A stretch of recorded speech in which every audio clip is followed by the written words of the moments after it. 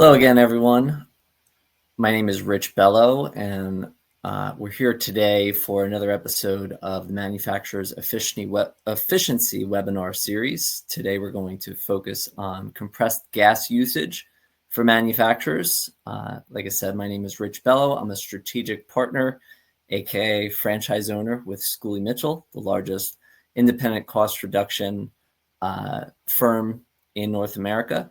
Joined today by Matt Wiseman, Focal Point business coach, and we will get into it here today. Like I said, we're going to talk about compressed gas usage. As you see, we're going to talk about compressed gases themselves, how they're used in manufacturing a little bit. We're going to talk about how they're priced, the different fees that are involved with these services from vendors, and then we'll get into ways that you'll be able to relieve some of those costs and get some better pricing.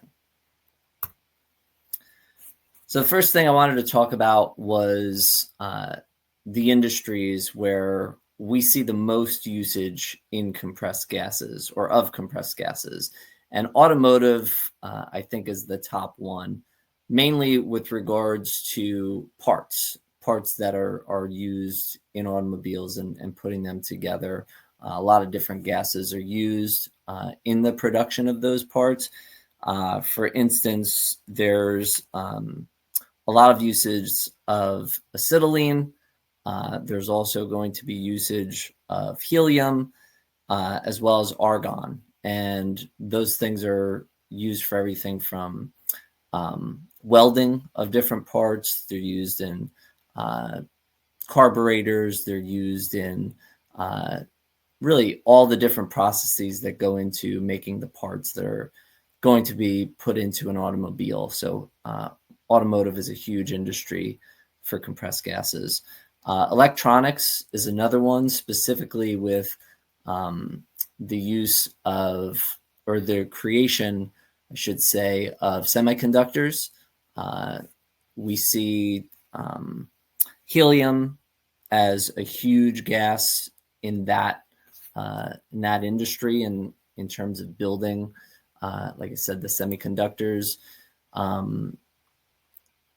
It's used also for LCD panels and fiber optic wires. And really the reason behind helium with electronics is it's a carrier gas in the production process, and it helps enhance with cooling of the parts and components. So that's why it's so important for electronics. And then also in glass manufacturing, different compressed gases that are used for glass include oxygen, hydrogen, and argon as well. Again, we see argon coming up a lot in manufacturing. It's for glass. What argon does is it helps fill the thermal holes in window panes. So it creates the tighter envelope and increases energy efficiency. Getting back to what I was saying about hydrogen, it combines with other gases and it reduces the atmosphere above the tin bath, so prevents oxidation while the glass is being produced.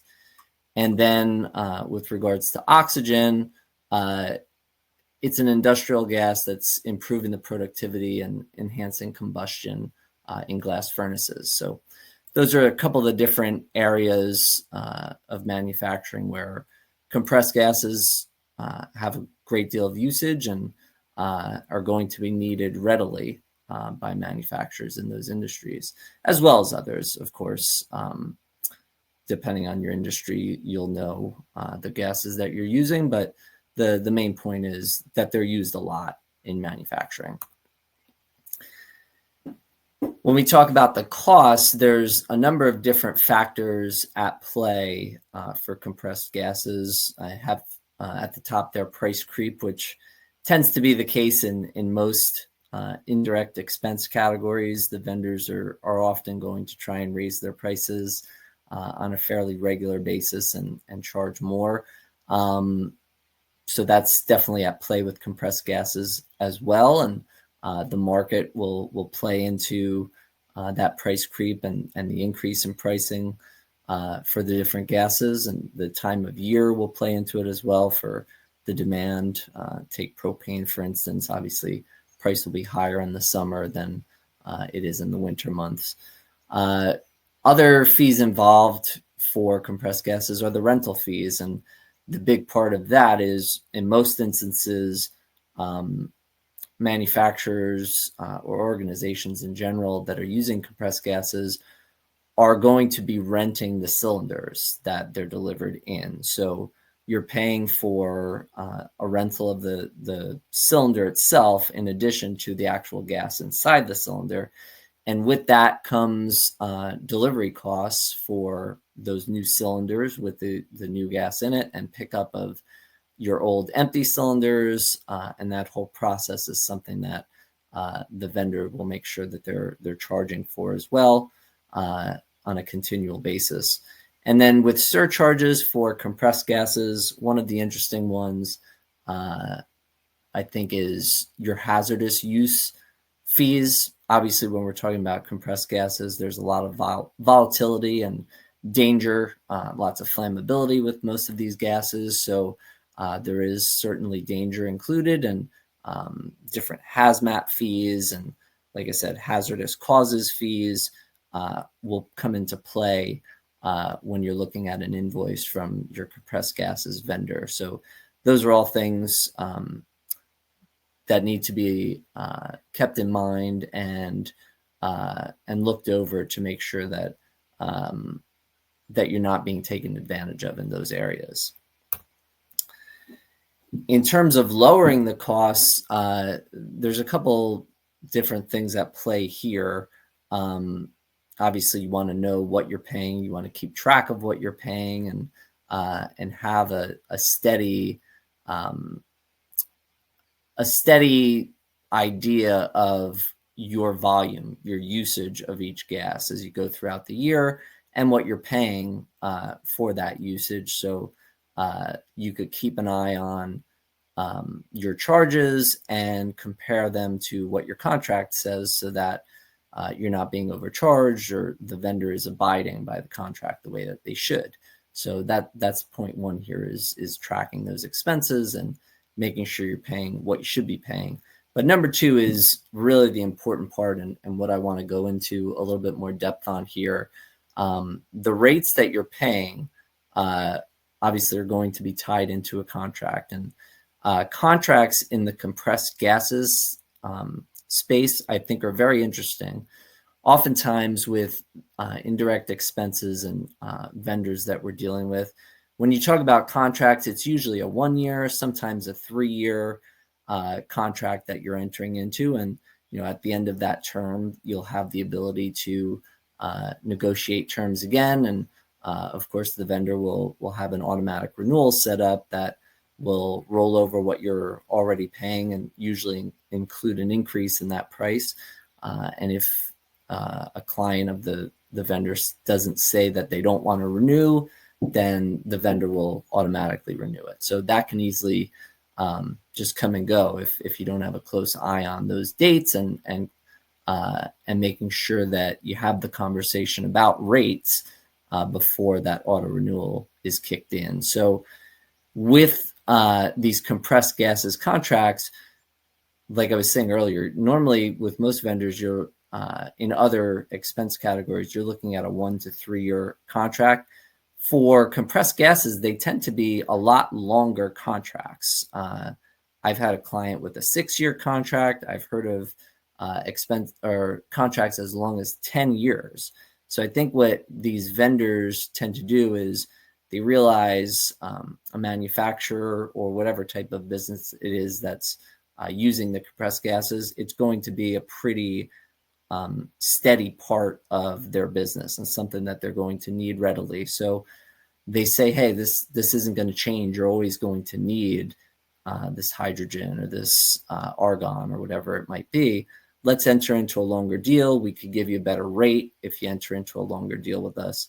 And that tends to sound good, but 10 years or even 6 years is a very long time, and a lot can change throughout the course of that time period. So It's advised that you work on shorter term contracts if possible with the vendor.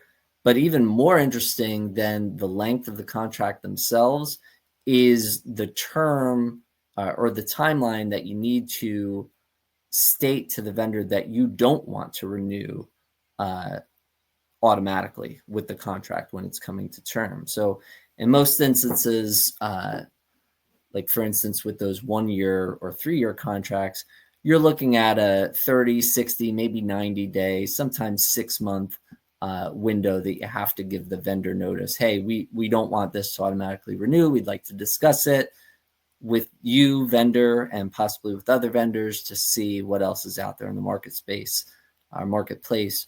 For compressed gases and with these longer term contracts, you're often looking at a full 12-month period that you have to give notice to your vendor.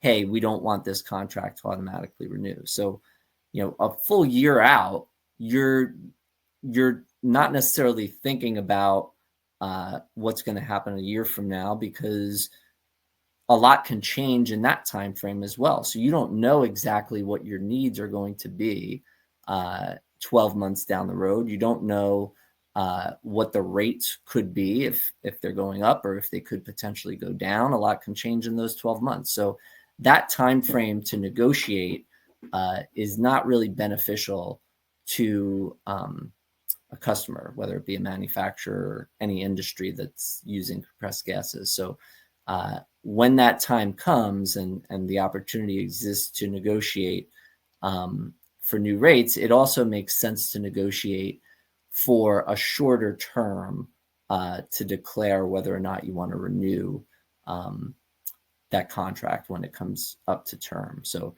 that's something that we recommend highly, so that it gives you a better opportunity to really get an idea of where your business is at that point in time.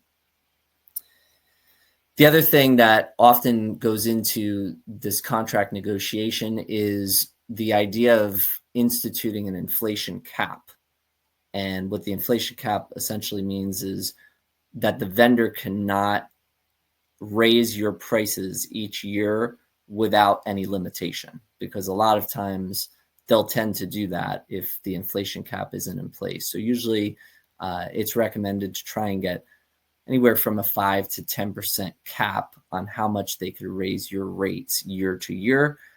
Because if that's not in place, I've seen it with clients where it goes up 25% as the new year begins, and there's no notice of that. It's just, here it is. And since you're under contract with us, you have to pay this, or else we'll just discontinue the service. So that getting that inflation cap included when you're negotiating on a new contract is a pivotal part of the process.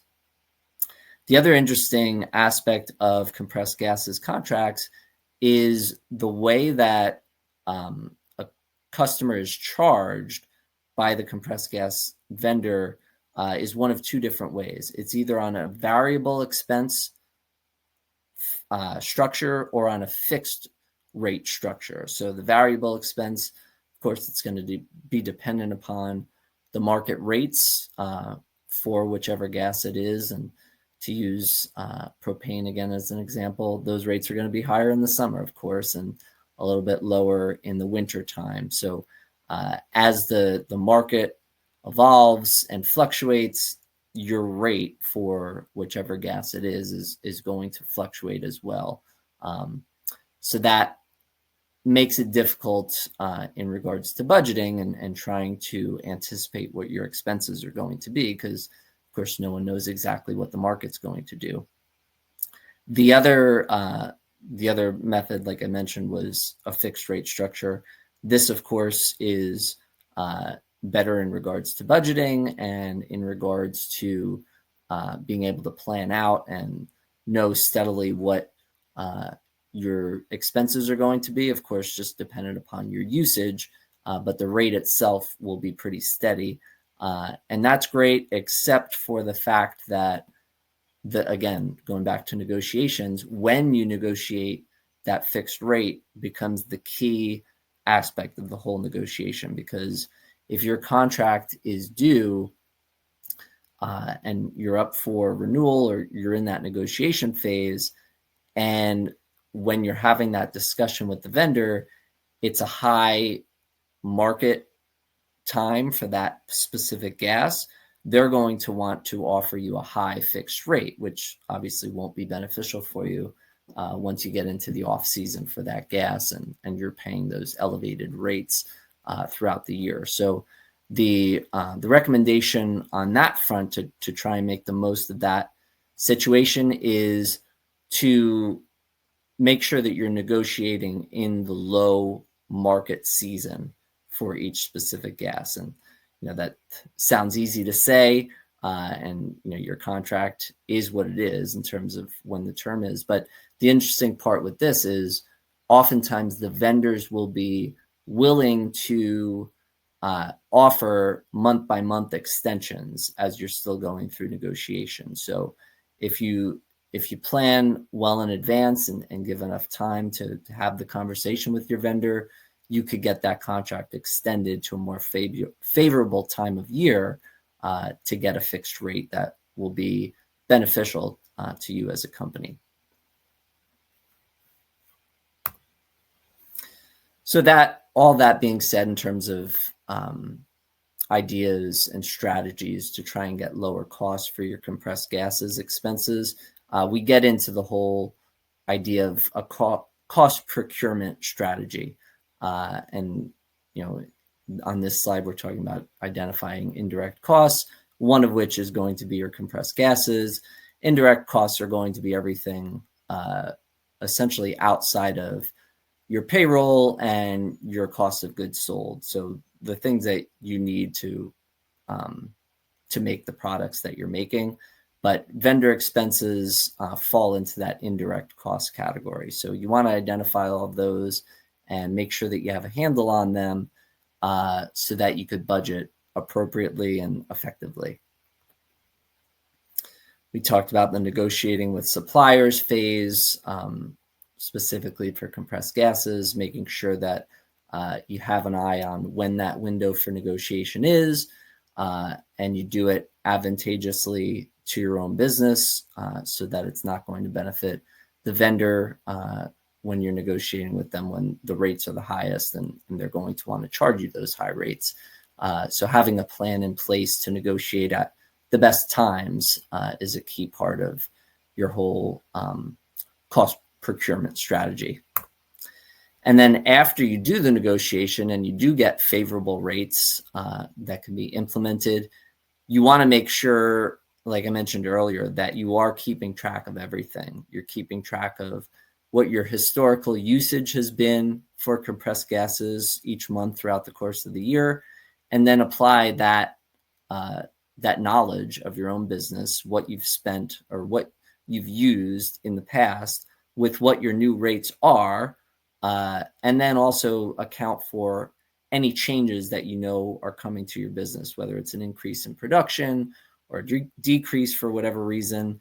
You could play all of those factors, take them into account when you're creating your budget and identifying what your usage will likely be with the new rates that you've negotiated, so you can establish what that budget is and not be taken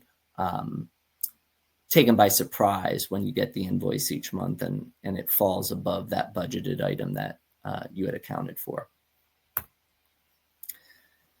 So all this being said, with everything that goes into trying to get the best fees for your compressed gas usage and the timing of negotiations and keeping track of your historical usage and what your new rates are going to dictate your end cost being, it's a lot. It's a heavy lift to put in all that time and effort and resources and human hours to keep track of all these things. But the thing that I'll bring to the table here, and we'll get into a few examples, is this is something that Schooley Mitchell does on behalf of our clients, so that our client doesn't have to focus on what they're spending and making sure that they're getting the best rates for their various indirect expenses. we are making sure that those best rates are already on the table, and handling the usage and watching for any errors on the bills, all that stuff. We do it internally through our service with Schooley Mitchell. So a couple of examples of how we've done that for some clients that use compressed gases. The first is a company that was making high performance repair products for construction and maintenance usage, some underwater repairs, structural repairs, things of that nature. They were spending just below $30,000 a year on their compressed gases. We were able, through our negotiation process, to get them a 26% reduction on that cost, accounting for $7,700 in savings off of their compressed gases expenses. So that's one example. Another, it's a metal profiles manufacturer. They working in all different industries, steel, stainless steel, and non-ferrous metals they're creating. So a lot of usage for compressed gases. They were spending $73,000 a year for those gases, and we were able to find a 17% reduction for just under $13,000 in savings on that line on an item for them. A little bit more about Schooley Mitchell. We've been in business over 20 years. The franchise is based up in Ontario, Canada, but we have offices throughout the US and Canada. As I said earlier, the largest independent cost reduction firm in North America, over 300 offices now throughout the US and Canada, over $1 billion in documented savings for our clients. And I think the most important part of this slide here is that second bullet point. We don't work with the vendors or for the vendors in any way. We know the vendors and we know what they're able to offer based on what they've done for other clients of ours. And that's what I always call the secret sauce of Schooley Mitchell, is our database of deals that we've negotiated for vendors over this 20 plus years we've been in existence. We know where these vendors can go. We know how low they're willing to offer. And we could bring that to the table when we have a new client and they're working with this vendor that we've already negotiated with.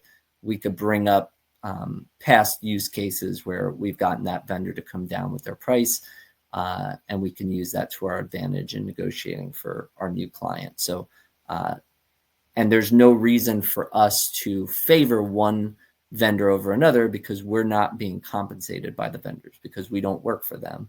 We're independent. We're only trying to get the best deals for our clients. So the vendors tend to realize when Schooley Mitchell is involved that they need to put their best foot forward if they want to keep or try and gain the business from one of our clients. A little bit more into what we do in the negotiation process. The first step is just having a meeting with a client of ours and getting a better understanding of their business and whichever cost category that we're going to analyze for them, be it compressed gases or waste or phones or any of the categories we look at. We want to understand how the client is using that service. So we know when we go out to market what they're looking for and what they need when we gather proposals from all the vendors that we're going to talk to. Phase two is that negotiation stage where we're going to talk to the vendors, including the incumbent. We're not just going to come in and try and switch the vendor to do so, because we realize that's not the most effective or efficient resolution for our clients. They're used to using a certain vendor. They may be happy with the service provided by the vendor. We don't want to just change that. We want to get them the best price that they can, but hopefully with that same vendor. Phase three is where we essentially consolidate all of the proposals that we've gotten from vendors and present it to our clients so they know what their options are and what's out there, and they can make an informed decision on if they like any of the options we present. They can move forward with one of them, or if they don't, they could stay with what they already have, and that's perfectly fine as well. And then phase 4 is that implementation that I just mentioned. If we present an option that makes sense for our client, they could say, hey, we'd like this, whether it's an option to stay with their current vendor, which is easy. We just get them a new contract that they could sign off on, and we make sure that their rates are implemented the way that they're supposed to. Or if it is a switch, if that makes sense for the client, we'll go through the whole process of getting them away from their current vendor and getting them set up with their new vendor. So there's as little work that needs to be done by our client as possible. We handle as much of it as we can. Just to summarize for today, compressed gases, we know, are a vital and imperative expense for a lot of manufacturers, and that's not going to change. But what does tend to vary and usually go upwards and not come down on its own is the price. So that's something that needs to be monitored closely. The fees that are associated, aside from just the cost of the gas itself, some of those delivery fees or rental fees or hazmat fees, those will usually sound like they're pretty important and something that the vendor has to charge. But a lot of times there is some wiggle room on some of those charges, and vendors tend to use those as a way to improve their own profit margins. So there's some wiggle room and some area to find savings in some of those fees. And then the third point, just kind of what we've gone over throughout this call, just that in order to maintain the best rates that are possible, you need to keep a close eye on it. You need to track all of your usage, make sure that what you're paying aligns with both your usage and your contracted rates, and that there's no errors that the vendor is making in their billing. And you have to just stay on top of the vendor if they do make mistakes. And the key point here in the last sentence there is that's something that we do at Schooley Mitchell for our clients, so they don't have to worry about doing it themselves. Here we are, the Manufacturers Efficiency Group. You'll see myself and Matt. Gina Tabasso of Barracuda B2B Marketing was a bit under the weather today, so she couldn't join us, but she will be back for our next presentation, which you'll see on the next slide, will be next month. But if you're interested in setting up a meeting with any of us, our QR codes are on the screen right now, where you'll be able to do that and find some time. We'd love to chat with you. No charge, just a conversation to find out more about your business, any struggles that you're having, and try and determine if there's any way that we could support you and help you. As I mentioned, this is our upcoming schedule. Next month, Gina is going to talk about freeing up capital through utility audits. She does a great job. She's involved with that, finding better rates for your gas and electricity usage. And then in August, Matt's going to discuss what makes a business valuable. Obviously, a very pertinent topic and one that we'd all love to get a better understanding of. And then in September, I'll have another shot where I'll be discussing facility supplies expenses. And I know facility supplies is a pretty broad term, but it includes almost everything that you're going to have at your plant, from your floor mats to your personal protective equipment, your paper products, your cleaning products, gloves, everything that you'll need that gets used regularly. We could help with that as well. So I'll discuss a little bit more in depth on that in September. So like I said, again, we appreciate you guys joining us for this webinar. You saw a few slides back, the QR codes to schedule direct conversations with us. We would love to help you in any way that we can. And we're excited to continue to present this series with information that we hope is valuable to manufacturers everywhere. Rich, if you don't mind, and if you can answer this question, are these gases, are they typically sourced domestically or produced domestically? In other words, are they seeing the same impacts of tariffs and such? Is that also impacting pricing? Yeah, that's a great question, Matt, and one that I probably should have brought up earlier. So it's a mixture. Some of the gases we do source domestically, so that's not as much of an issue. But there's certainly some that are being that we're bringing in, that we're importing from overseas. But even aside from that, from the gases themselves that we're importing, the tariffs are still having an impact on the materials that are needed for the compressed gases industry, whether it be the cylinders or the tools that are used to extract or to essentially make these gases usable for businesses.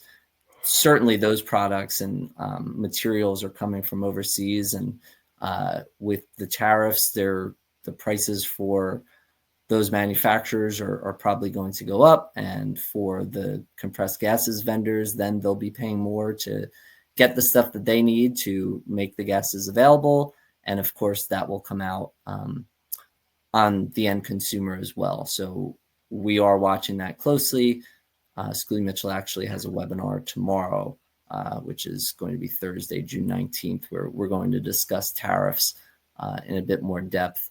But the impact will be felt in compressed gases, which is why it's so pivotal to make sure that there's a cost procurement process in place, and you're watching the negotiation windows to be able to get the best prices that you can. Got it. Thank you. Absolutely. Yeah, and thanks again to everyone for joining us here today. Like I said, we'll look forward to being back for another session next month in July. And yeah, hope everyone enjoys the start of their summer, and we'll be in touch soon.